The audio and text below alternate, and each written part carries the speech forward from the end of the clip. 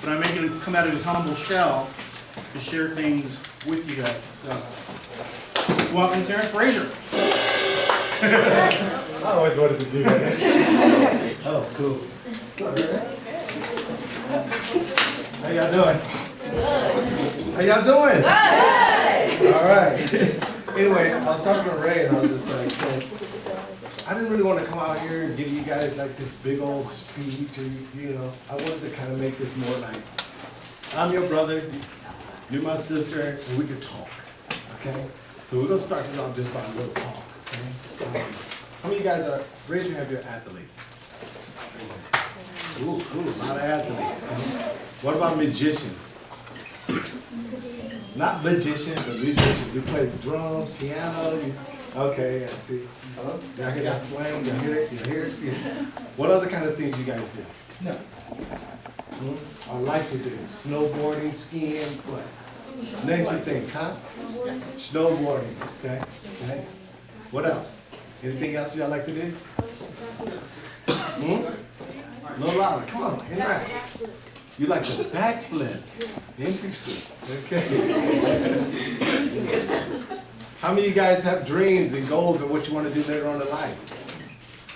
Wow, interesting. So some of you guys don't have dreams and goals? I'm going to repeat that. I'm going to act like I didn't just hear that. How many of you guys have dreams and goals of what you want to do later on in life? Raise your hand. Okay, I have a problem with that.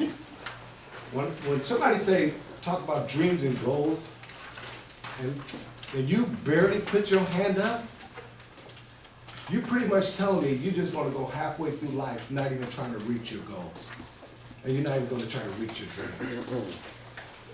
So make me, Coach Frazier, Terrance Frazier, feel a little bit happier. I'm going to turn back around, and I'm going to come back over here, because it took me a long time to drive out of here, 45 minutes. How many of you guys have dreams and goals that you want to reach later on in life? Higher. Reach higher. Thank you. Now, the reason that it's important to reach higher, because there's going to be some things that's going to happen in your life that's going to cause you not to be able to reach as high as you can be. So if you just raise your hand just barely like this, and the first obstacle that happened in your life is going to make your dreams and your goals even go further. But if you always have your dreams and goals that's reachable way up here, and this is where you want to be, when something do come and hit you in life, which it will, your dreams and goals may come down a little bit, but it will never shrink to here when you never have dreams and goals again. So when anytime somebody mentions about your dreams and goals, you should light up like a sun. You should light up like a flower. You should light up like, God, Frazier, wow, dreams and goals, me! Because it doesn't take very much to have a dream and a goal. It takes a lot to be 6'5", you know, bulk and yoked and all that stuff. It takes a lot. It takes a lot to be really intelligent. It takes a lot. It takes hard work for those kind of things. But to have a dream and have a goal, it doesn't take very much. Okay? We'll go a little bit deeper too with you guys. Before we even talking about my life, I want to hear a little bit about yours. Okay? How many of you guys come from a single parent home? Raise your hand. With just one mom? Raise your hand. That's just your family and your mother. Don't be ashamed. We all got some stuff. Put your hands down. What about just the father? Raise your hand. That's just the father in your life. Okay. Raise your hand if there's none. Neither. Mother, father, none. Okay. Did you? Okay. Raise your hand if there's been a time that you went home and you did not know if there was going to be food on the table. Raise your hand. Okay. Raise your hand if you've ever been homeless before. Okay. Raise your hand if you know someone or you've been in a group home. You know any of your friends have been in one? Okay. So we have a diverse mix. Now, why I say those things? Because sometimes you go, oh man, I don't know if I should raise my hand. I don't know this and that. I say it because as a kid, I was homeless. Okay? And a lot of you guys don't know too much about me, but I'm gonna tell you a couple stories that changed my life. Okay? And I started changing my life right before I got to junior high. It actually started in the 6th grade. Started in the 6th grade. I'm in class, and they start talking about dreams and goals. Okay? I'm short, I'm small. My dream, my goal was to play baseball. And I come from Oakland, California. Who know what Oakland is? Okay, you guys know. It's a tough city, right? I came from Oakland, California, grew up in the hood, did everything that I'm not gonna tell you guys what I did because y'all got video camera on me and I don't want to look crazy. So anyway, so I grew up in East Oakland, right? But in 6th grade, I remember my teacher was saying, we was all in class, could be an acting class, could be one of these classes, and it was just like, hey, what do you want to do later on in life? God, I want to be a policeman, I want to be a fireman, I want to be a doctor, I want to be a lawyer. And everybody was all fired up. I'm sitting in the back row, and I'm like, just don't ask me this question, because I don't want no part of none of that stuff. Terrance, God, I can't believe about the question. What do you want to do in life? I want to be a professional baseball player. What? No, that's not a dream, that's not a goal. Anybody can be an athlete. You got to pick a job because when baseball goes away, you got to have an education, you got to have this and that. Teacher, I want to be a professional baseball player. Well, you got to do this, you got to do that. I want to be a professional baseball player. To the point, she brought me up to the room, to the top, and explained to everybody why I was making a dumb decision in my life. It hurt me to the core, and it made me dislike school. I remember barely going back to school because I was embarrassed, because I knew what I wanted out of my life. I didn't know how to get there, but I knew what I wanted. There was many days that we didn't have food in our home. But I knew at that time, my whole thing was if I could be a great baseball player, I could bring food to my family and help them eat. Because that's the only thing I really knew. So baseball was like a refuge for me. If we were struggling, we didn't have no food, I would go outside and I'd play baseball. If everybody was teasing me about whatever, I'd go outside and I'd play baseball. So that was the only thing I really had. So I got up every day trying to be a better baseball player. Every day I went to bed with my bat, with my glove, because I wanted to prove that teacher wrong, I wanted to prove everybody else wrong. And not only did I pray on that, I said, God, I want to be a baseball player and I want to play for the Oakland A's. I'm in the 6th grade. I'm 11, 12 years old. And I have big dreams and big goals. And I didn't have small ones. I didn't raise my hand like this. I didn't shoot for this. I shot for the stars at that time, only in the 6th grade. So at that same time, I'm going through this whole thing in my life where people doubted me every day. That was one. 9th grade, I dropped out of school. I dropped out of school in the 9th grade. Why? Because it started, like I told you, in the 6th grade when I started falling off a little bit, not going to class, not really getting it, got to junior high, still wasn't really getting it because I hated school, because what happened to me in the 6th grade, 9th grade, I dropped out. I'm on the street. I'm still living at the house, but I'm on the street. I call myself a miniature dope dealer because that's all I knew, because I grew up with all my partners in the hood. Didn't really want to go to school, but one day I remember the huge dream I had when I was in the 6th grade. And I said the only way I could play baseball, or they told me the only way I could play baseball is I had to go to school. I had to get an education. Well, I hate education. I love baseball. But they said, well, you can't have baseball if you don't have the education. So I go, okay, then fine, I'll do this stupid thing called education just so I can get my baseball thing done, okay? So when people say, well, but education gotta be here, baseball gotta be here, I think sometimes you gotta know what you love. If something you love to do, then you gotta go, I love to do baseball, I love to do football, but education gotta be right there with it. Because without one, you can't have the other. Okay? And all these sports and all these things you're gonna do, education is the only one that's gonna surpass. Because you're gonna get old eventually, and the education, your brain is gonna keep getting smarter, but your body physically gonna wear out. So right now you got a chance to get a free opportunity, a free education, get it as much as you can. So anyway, I dropped out in the 9th grade. But then they told me I had to go back to school in order for me to play baseball. Went back to school in the 10th grade. I just transferred school district. They didn't even know that I fell out, jumped out in the 9th. I don't have that on video. But anyway, so I go back and get back to 10th grade, and I'm just thinking like I was supposed to be in the class, and I'm learning, I'm doing all this stuff, so I could play baseball. Got through the 10th grade, getting ready to go to my 10th, I was like 10th grade, and I remember one day, I cut class, I wasn't a good student, and I'm standing at the house, and my mom, at the time, and it was just my mom and 5 kids, her ex-boyfriend came to the house. And my sister was there, and I remember this story because it changed my life. I was ironing, and sometimes I have to relive it, I have to go back to it, so that way you guys understand it. So, I'm ironing. My sister says something, my mom's ex-boyfriend, my mom told him to get the F out the house. I can say F, but I didn't finish it. So he got furious, he got upset. He's about 280 pounds, close to 300 pounds. He grabs a hammer, pushes my mom down, and gets ready to hit her in the head with a hammer.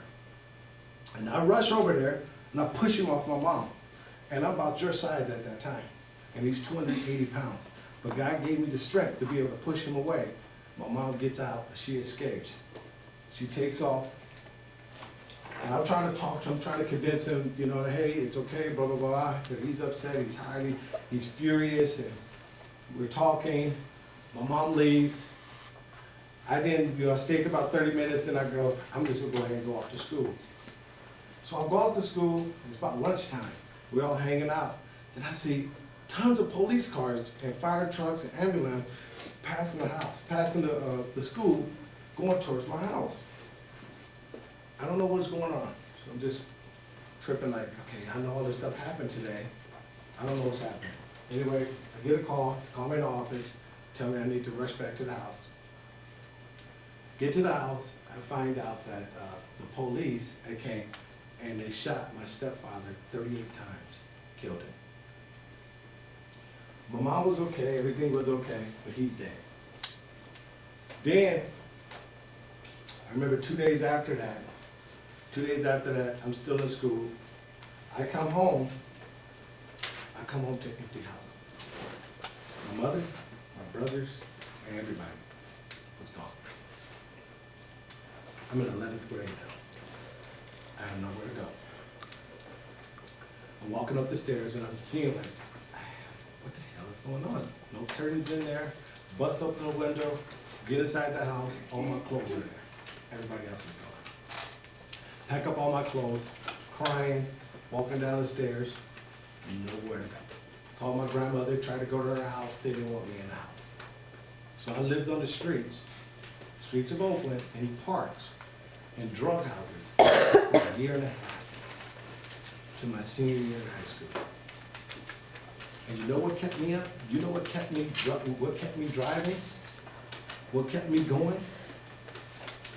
Was the fact that I wanted to prove everybody wrong. I wanted to prove that 6th grade teacher wrong. I wanted to prove that my dreams are bigger than anybody else's dreams that they could put on me. I got to 12th grade, and this family took me in. I was a senior in high school, Jewish family. Like, took me in and said, hey, you're a good person. We feel like you got potential. They let me stay in their house my senior year of high school. But I still have faith in God that He was going to deliver for me. My 12th grade year, I got called from Pro Scouts.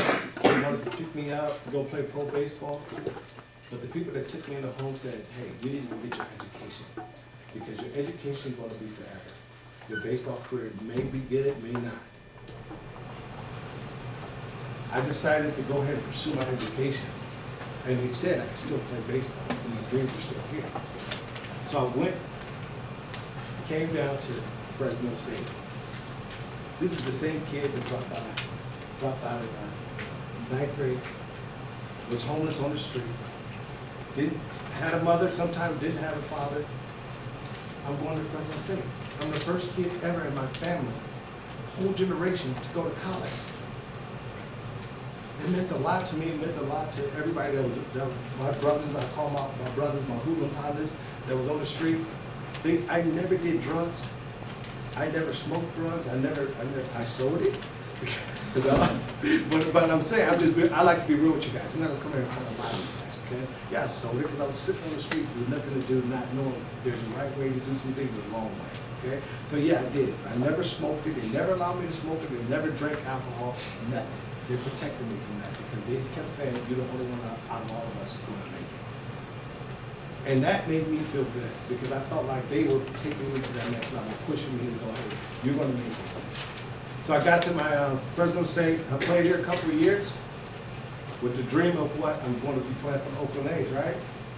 My dream started getting shattered by my sophomore year. Transferred out to went to University of New Mexico, whatever, just do my baseball career, cutting it short. I come back to Fresno State because I felt like my dream was not going to happen. It was over. I was done with baseball. I was getting into it with the coaches. I was just done. I had it. I was done with it. I just needed it. Got back to Fresno State. My senior year, did not want to play baseball. I just wanted to get that degree. That education meant the most to me because everybody kept on saying, if you get that degree, you'll get a job. If I get a job, I can then take care of my family, which I didn't have at the time, but I knew that was very important to the people that took me in. So I go, then let me go ahead and get this degree so nobody can say, well, you didn't get a job, or I'm not getting a job because I don't have a degree. Well, guess what? I do have this degree. So I went back to Fresno State just to get that degree. And then God started putting it back in my heart. Son, don't you remember how high you raised your hand when you had dreams and you had goals? Your hands were up like this every time. Every time I see you smile about, I just want to play professional baseball for the Oakland A's. And then I said, you know what? Yes, I remember those dreams. I remember feeling that way. And then I go back and I go, all right, coach, I'm going to play for you at Fresno State. He goes, I don't want you. I don't care, coach, that you don't want me. This is my dream, this is my goal. You need to give me a shot to get back on this field. It's in me, I can do it. But we don't have any spot for you. Yes, you do. You have a spot for me, I know you do. Because I felt it. What do you mean you felt that? I felt it. God put in my heart, you got a spot for me. Find a spot for me. He goes, son, because of your intensity and how much you want to play, I'm going to find a spot for you. I go, then cool, let's do this. Let's roll, let's rock. I don't care if I'm going to be sitting on the bench. I don't care, I just have to be out there. So I'm out there and I'm like, yeah, this is great. Baseball, I ain't played baseball in a year and a half. I didn't care because I knew what my dream, my goal was. I kept on playing. Man, the ball was just smoking off my bat, throwing the ball all over the place, just having fun all over the place. And it's like 38-something teams out there. I don't know how many major league teams out there, right? But where did I tell you I was from? Oakland, right? All these teams come after me, and they want to draft. They get to draft. Guess who I get drafted by? Oakland A's. I'm like, oh, why are you kidding me? God, ooh, this is good stuff, right? So I'm like all fired up because I remember the promise I made to God about, dude, if you want to do this, you want to play for the A's, then you have to keep your dreams up in here. And I'm like, this is great. Because he's telling me all the promises he made to me are all starting to come true. Because I could have got picked up by any other team, but the Oakland A's grabbed me. Oakland A's grabbed me. And I remember that dream. I said, when I was a little kid, I go, man, I just want one day I would play for the Oakland A's. Just one day, right? And I'm like, wow, my dream is coming true. And then I'm playing for the Oakland A's. I'm in the minor league system, and I'm like, my dreams are getting shattered again because I'm not making it to the major leagues, right? So I'm like, dang. Then something happened. 40-some years, never happened before. They call it a baseball strike. So the baseball strike happens. I don't know if you guys know too much about it, but anyway, I get a call for me to go up and play with the Oakland A's in Oakland, right? But then they said, but with the strike, you got to go and you got to cross the line. You got to say, I don't want to be a part of this group. I got to be a part of this group. You got to cross the picket line. And I'm like, man, I ain't crossing no picket line. I ain't gonna do that to my boys. I can't do that to them. They said, Mr. Frazier, we're gonna give you $5,000 a day. I go, hey, where I gotta go? I'm there. Let's do it. So anyway, so I cross over, right? And I'm flying to Oakland, right? Flying to Oakland, and it's great. I'm meeting all the major league. I am in this stadium, the Oakland A's stadium, the same as I was dreaming when I was in the 6th grade. I'm there. And I'm playing my first game, major league, with the Oakland A's. My name all over the board. It was the greatest. the greatest thing ever happened to me. But then I started thinking back. The strike ended that same day. It ended that same day. And my career in the major leagues was over. I got one day. So I say that to tell you, be careful what you pray for, because I prayed for only one day with the major leagues. I should have been praying for 10 years! So I'm saying, but you feel me? I'm like, dude, just one day I wanted to play for the Oakland A's, but I was a little kid. I don't know things at that time. I should have been saying, I want to be there. I want that last to be able to play like that. But no, one day. You know, so that was kind of my baseball career, which was still great, you know, but baseball had to end. Baseball's still going to end, but I still got a life to do. How many times, let's talk about you guys. You guys are in classes. You have parents and you have teachers. I'm not knocking the parents, I'm not knocking the teachers, but sometimes too, parents and teachers kind of limit our abilities too. They do. Not to say, they try to bring you up here, but they can take you here. You got to take yourself past there. Give you an example. Why do a lot of your parents tell you why you got to go to school? Why you got to get the education? Why? Why? Tell me some things. Huh? To go to college. To go to college. After college, what? To be successful. After college, you got to do what? You got to get what? You got to get it what? How many raise your hand if they told you you got to go to college to get a job? Raise their hand. Look. Is that 100% of you guys almost? Right? How many? Put your hands down. That's what I'm saying. Sometimes they are limiting you. Why are they not telling you, go to college so you can create a job? It's different. I want to go to college so I can create a job. Because if I create my own job, I create how much wealth I make. I get to be here. If I'm just going to college just to get a job, what if I get that job? And what if I get fired? After I just got my house, my car? What? So I'm saying, not everybody in this world should just be going, not 100% of you guys, 100% of you guys should not just be going to college just to get a job. There's people called entrepreneurs. There's people called leaders. So as a teacher and as a leader, I got to make sure I'm not limiting you. Majority of you should go to college to get a job. All of you should. You got to figure out if you're a leader or you're a follower. Are you a creator? Or are you just going to be following somebody's footsteps? You got to figure that out. Are you an innovator? Can you create? Can you use your mind? All the things that Ray, all your teachers have taught you, Coach Frazier came in and yelled at you. Are you using all these things that are given to you for free to be able to take your game to the next level? To be able to take your game to reach your goals that you want? You're getting it for free. Every time a teacher talks, I should be in the front row, getting every piece of information he got, stealing from him information. When everybody leaves, I'm going to pull some more information out of him to the point he just feels drained when he leaves me. Because I'm gathering all this information. I'm gathering his wisdom. I'm gathering her wisdom. I'm going to be wise when I leave them. We all can be cool, but cool can only last so long. Got a lot of friends that's in jail, that's dead, because they wanted to be cool. They sagged their pants. What 50, 60-year-old man you know that's walking down the street sagging his pants? It only lasts so long. And I'm telling you right now, guys, it may be cool to the girls today, but eventually they gonna want a guy that got a job.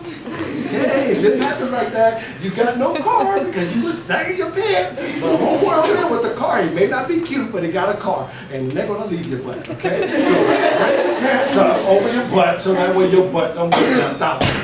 Okay? So anyway, we talked about a little bit about my life, and I know we don't have very much time, but I want to allow you guys to ask me certain questions. Because yes, I did tell you. I didn't tell you about my business, but I'm a real estate investor, entrepreneur, started my own company. After college, I couldn't get a job. I couldn't get a job. I got a criminology degree, but nobody would hire me. You know what my problem was? My problem was my speech. because I spoke as the same as my partners from the hood.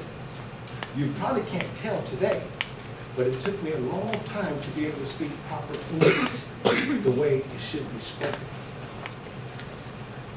It was, what's up, partner? What's up? What you got going on? What you doing? Got 50 on that? How the hell you gonna interview like that? You know, so I'm in an interview. I'm getting interviewed by a dude that didn't even graduate from high school. I got to the point like, why are you interviewing me? You don't know who I am. You don't know my life story. You don't know where I came from. But how you gonna interview me? So I got to the point like, you know what? Nobody can interview me. You know why you can't interview me? Because he asked me one question. He asked me the question is, what do I think I deserve based on who I am? Me, what do you think I deserve? You can't pay me what I deserve. You can't pay me what you think I'm worth. Nobody can, because they don't know my value. I know my value. I know I can take your company. But why would I take my time taking your company to some place where you can go off to Hawaii and I'm still there working? No, I'm going to take my company to a place that I want to go so I can go to Hawaii. You can work for me. So I decided I'm not going to do any more job interviews. No more, because I'm going to create my own job. And ever since I got out of college, I've been running my successful business, real estate business. I started with $150 and bought one house. But I knew the research, I knew how to get it done. I went from buying 5 houses a year to buying over 120 houses a year with just that $150. And now I'm going to be not only doing that, but now I'm going into commercial while opening up shopping centers. I'm now the downtown developer for Fresno. I'm also, if you ever, anybody been by Fresno State? Raise your hand. Do you know they're opening up a movie theater over there? Yeah. Okay, I own that shopping center. All right? I own another shopping center. I'm doing off of Clinton 99. I've got another 30 acres I'm doing development out of Texas. With $150 I had. But it wasn't about the money. It was about the knowledge. It was about the knowledge that I gained from talking to people, different colors, different races, different nationalities. I didn't care. Guys from Visalia, guys from Fresno, guys from Texas, I didn't care. Only thing I cared about, I love you, I love you, I love you, I love you. God loves us all. How can I help you? How can you help me?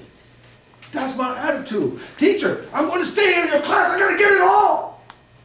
Because if I get it all from you, I can get my pockets fat, because that's all I wanted to do. Right? So I'm saying, if you want to be rich or you want to be successful, the number one thing you have to do, you have to be able to fix problems. Can you solve a problem? Every multi-millionaire person that you can name solved a problem. How many problems did you solve today? Think of somebody famous. Name someone. Who? Who? Beyonce. What did she solve? The twerking. She gave you something nobody else gave you. Who else? Name something. Name someone that's famous that solved the problem. Facebook, that guy. He solved the problem. Einstein. Who? Name somebody. Who's Steve Jones? No, for real. Huh? Jobs. Jobs too. There's a Jones, there's a Jobs. The Steve Jobs, what problem did he solve for Apple? What did he do? What did he do? He solved what? Huh? Technology. Boom. Think about it. You got to figure it out. Are you going to be that problem solver? Can you solve problems? You can't solve problems if you sit in the back room in Cop City not paying attention. Somebody needs to solve a perspiration problem so I won't or solve an air conditioning problem so I won't be sweating. But you feel me where I'm going? I'm intense because I know if I can reach one of you guys can change the world. That's what I'm intense about it. Not only do I do that with intense in baseball, I do it also with my nonprofit kids in baseball. I try to train them not just to be great baseball players, but to be mentors and be leaders, not just on the baseball field, but in life. And you guys got to understand, not one of you guys had to live their life already. Not one of you guys was digging out the garbage can for food. Not one of you guys that have your mother and your dad at your house. Very few of you guys knew where your meal was. Most of you guys knew where your meal was going to come from. Had no idea. So I say that to say to you, if someone like me can make it, you have no excuse. You have zero excuse. So don't let other people put you down and tell you where you should be. That's why you gotta have goals that set so you can attain them. But celebrate your little victories as you try to attain your top goal. Don't let somebody bring you back down to here. Know who you are as a person. Know what you can reach to, what you can strive to. Have the intense desire to succeed. There's this thing called desire. There's a thing called intense desire. Son, come here. You. No, you. Okay. What do you mean by have the intense desire to succeed? Son, this is it. All right. I'm going to hit you, and you fall to the ground. Boom. Y'all saw that? Mayweather, right? I just knocked you down. Okay? This is what life do to you. Sometimes you're going to get hit by some storm or whatever. Right? You can't get up. You suck. You fat. And your hair suck. Now go ahead and try to get up. Get up on the knee. You're tired. You're tired. He got the desire to get up. Okay? Because he's like, I want to get up, but kind of I don't really want to reach, you know. He got the desire to get up. Get back down, son. Oh, step back up. Now I'm going to knock you out. But you've been knocked down before. I want you to jump back up after I knock you out. That was so slow. I'm going to knock you down. But you're going to come back and kick my butt. But you know it, but don't hit me. You don't run away. Get up. How's it going? But the thing is, there was a desire first for him to get up, and that was an intense desire. After the problem happened, he jumped back up. And then he go swing on the brother. But you understand where I'm going. Okay, so that's his intense desire to get up after a problem have occurred, because you're going to have problems, okay? So that's one side of it, all right, son? Ready? Put your hands up. Look. Don't punch it. All right. So this is what the world keeps doing to you. Because you're going to see, man, she's a hater. She's always on my Facebook hating on me.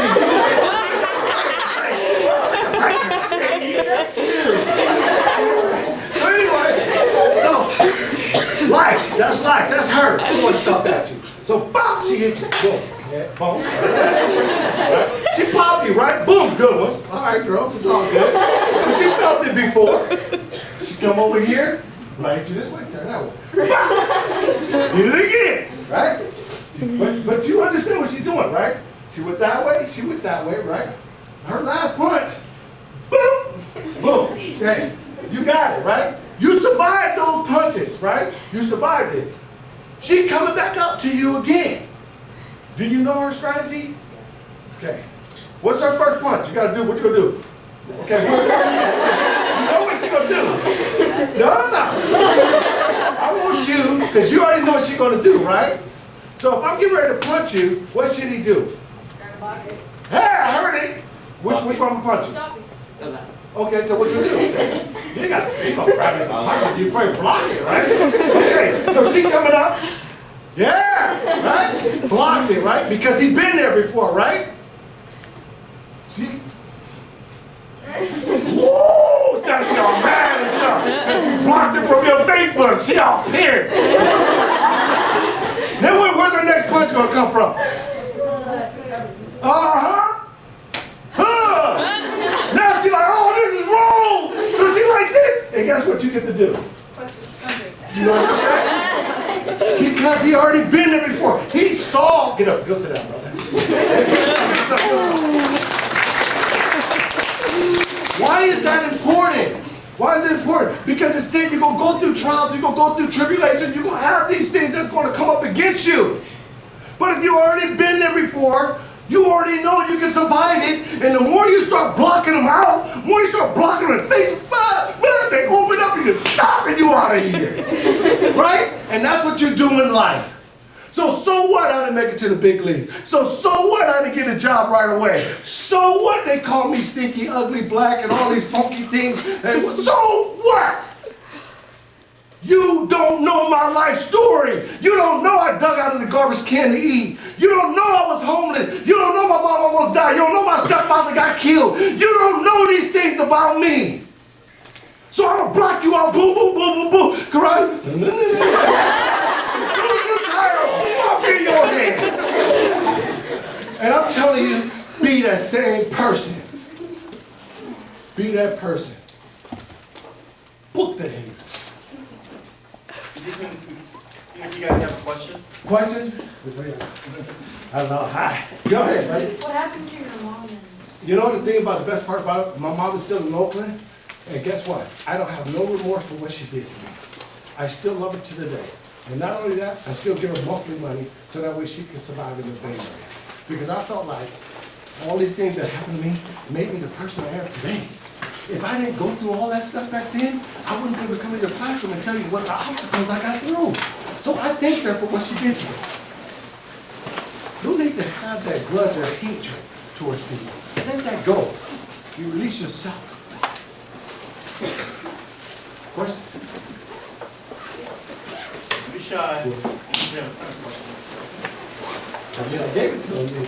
oh, I know. I love it. All right. Thank you guys for having me.